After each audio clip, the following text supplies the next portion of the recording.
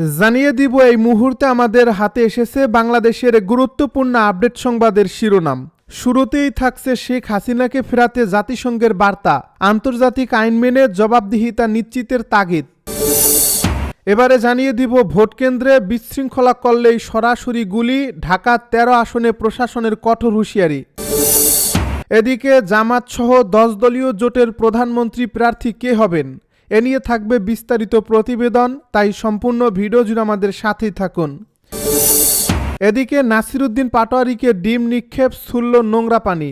জাতীয় নাগরিক পার্টি ঢাকা ৮ আসনের প্রার্থী ও দলের মুখ্য সমন্বয়ক নাসির উদ্দিন পাটোয়ারীর উপর ডিম নিক্ষেপ ও নোংরা পানি ফেলার অভিযোগ উঠেছে। সব শেষে জানিয়ে দিব ব্যাংক লুটের চেয়ে ভোট ভিক্ষা উত্তম বলে মন্তব্য হাসনাত আব্দুল্লাহর। এতক্ষণ শুনছিলেন হাতে থাকা আপডেট সংবাদের শিরোনাম, এবারে বিস্তারিত। তবে তার আগে অনুরোধ রইল ভিডিওটিতে একটি লাইক এবং কমেন্ট করে জানিয়ে দিন ভিডিও সম্পর্কে আপনার মূল্যবান মতামত। আরও জানিয়ে দিন ভিডিওটি কোথা থেকে দেখছেন বা কোন জেলা থেকে দেখছেন। শেখ হাসিনাকে ফেরাতে জাতিসংঘের বার্তা, আন্তর্জাতিক আইন মেনে জবাবদিহিতা নিশ্চিতের তাগিদ। সাবেক প্রধানমন্ত্রী শেখ হাসিনাকে বাংলাদেশে ফিরিয়ে আনার ইস্যুতে এবার নিজেদের অবস্থান স্পষ্ট করল জাতিসংঘ। স্থানীয় সময় বুধবার জাতিসংঘ মহাসচিবের নিয়মিত প্রেস ব্রিফিংয়ে উপমুখপাত্র ফারহান হক জানান, যে কোনো অপরাধের ক্ষেত্রে বস্তুনিষ্ঠ তথ্যের ভিত্তিতে জবাবদিহিতা নিশ্চিত করা প্রয়োজন। ২০২৪ সালের ৫ই অগস্ট ছাত্র জনতার গণ অভ্যুত্থানের মুখে ভারতে আশ্রয় নেওয়া শেখ হাসিনার বিরুদ্ধে বাংলাদেশে বিচারিক প্রক্রিয়া শুরু হয়েছে।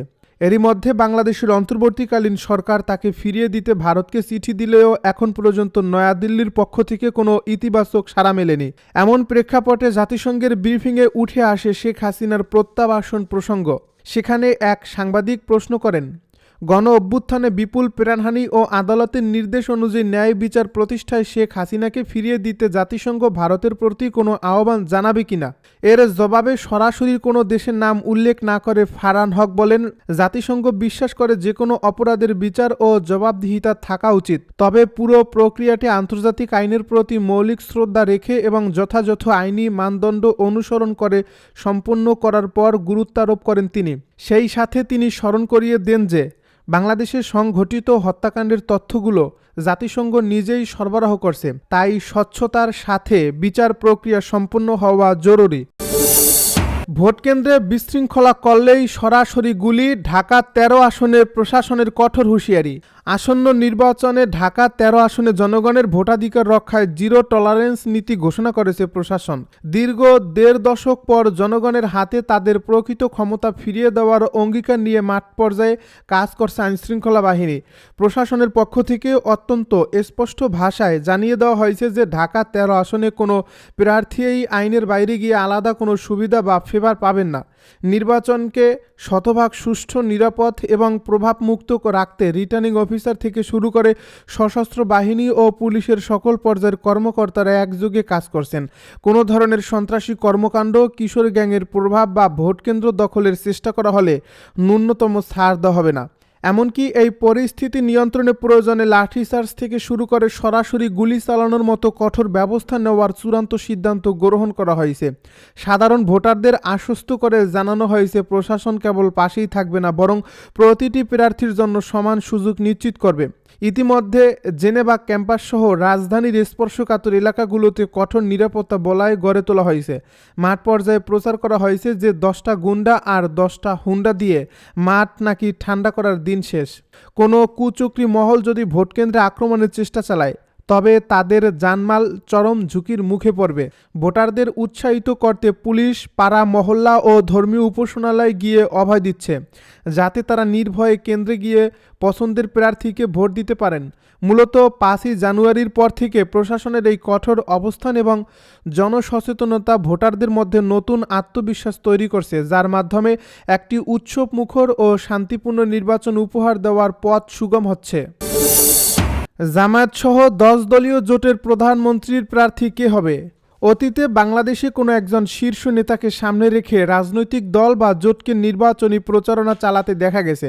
এবার জামায়াতে ইসলামীর নেতৃত্বে গঠিত 10 দলীয় জোটে এখনও সেভাবে কাউকে সামনে রাখা হয়নি।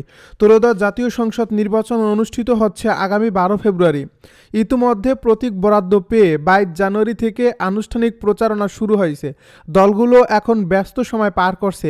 এবারের নির্বাচনে প্রার্থী প্রায় 2000, তবে মূল প্রতিদ্বন্দ্বিতা হবে দুটি বড় রাজনৈতিক পক্ষের মধ্যে। একদিকে আছে বিএনপি এবং অপর দিকে দলটি যাদের সঙ্গে আসন সমঝোতা করছে তারা। অন্যদিকে জামাত ও তার সঙ্গে সমঝোতায় আসা দলগুলো। বিএনপি গণতন্ত্র মঞ্চ, গণ অধিকার পরিষদ সহ যে জোট হয়েছে সেখানে নেতৃত্ব দিচ্ছে বিএনপি এবং এই জোটের নেতৃত্বে আছেন তারেক রহমান।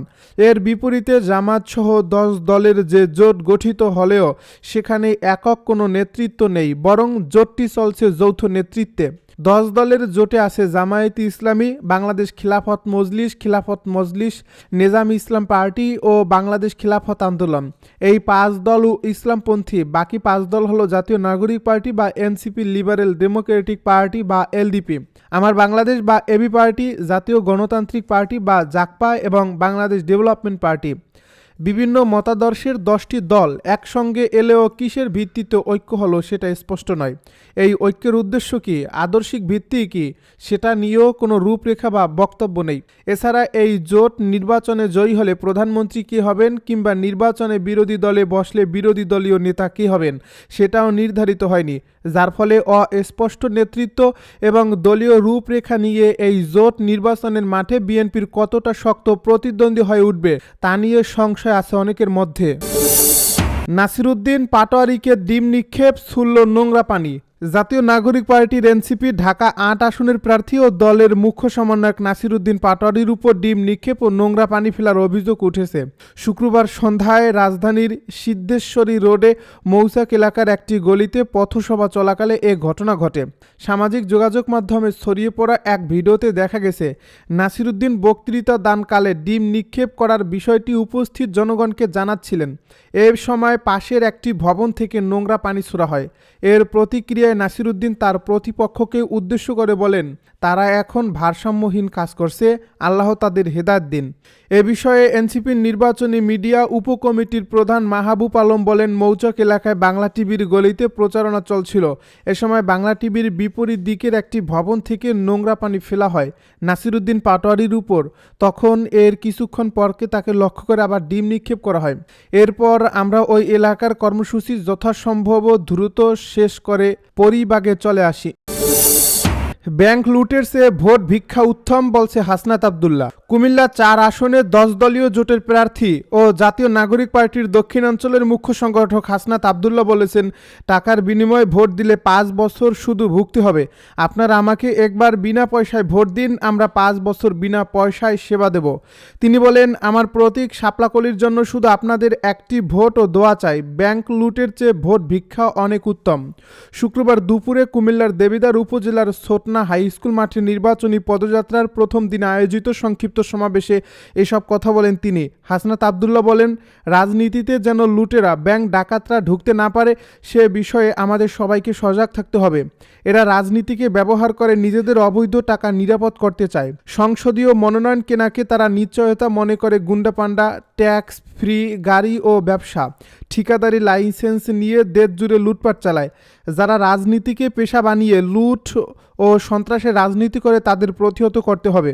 হাসনাত আব্দুল্লাহ বলেন, রাজনীতি যখন গণমানুষ থেকে বিচ্ছিন্ন হয়ে যায় তখন তা আর রাজনীতি থাকে না, তা হয়ে ওঠে ক্ষমতার রাজনীতি। আমরা রাজনীতিকে জনগণের দোরগোড়ায় পৌঁছে দিতে চাই। আমাদের নির্বাচন, আমাদের রাজনীতি ও ইনসাফ ভিত্তিক সব কার্যক্রম জনমুখীগামী করাই আমাদের লক্ষ্য। ক্ষমতার রাজনীতি নয়, গণমানুষের রাজনীতিই এনসিপির মূল লক্ষ্য।